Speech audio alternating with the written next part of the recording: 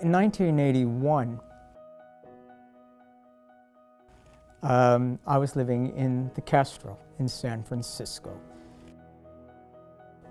Many of my friends were afflicted with the virus. You would go to the gym and you would see guys there who had lost an exorbitant amount of weight.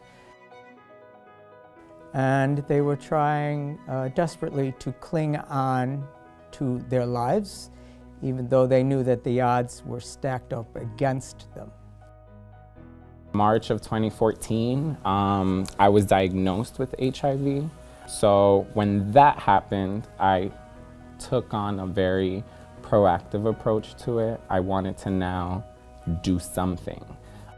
I first started getting involved with HIV and AIDS actually when I found out my sister was HIV positive. So that way I can take the journey with her. But then that shifted 3 years ago when I became diagnosed. I was 38 years old. Was not planning to have a child, but he is my blessing. He's my blessing. Early on in my diagnosis, I chose life. And I did not let HIV, AIDS, and this diagnosis put a damper on my spirit. World AIDS Day means to me a time of silence and remembrance. I remember seeing my first quilt in 2001, World AIDS Day event.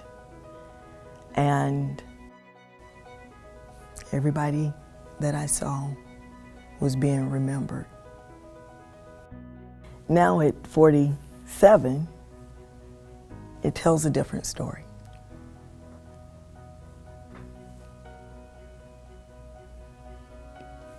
It tells a story of life. Not to sound too proud of myself, but I hope that I make it to one quilt one day. I do.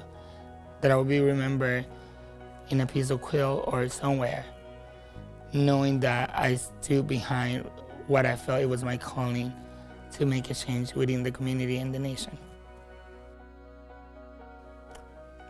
HIV and AIDS is an affliction that knows no barriers. Every man, woman, and child can be afflicted with HIV. What I want people to do is have the conversation and not be afraid to talk about these things and not be afraid to go into centers and other places and ask the questions that are very important.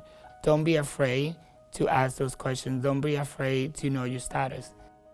For me, it's education.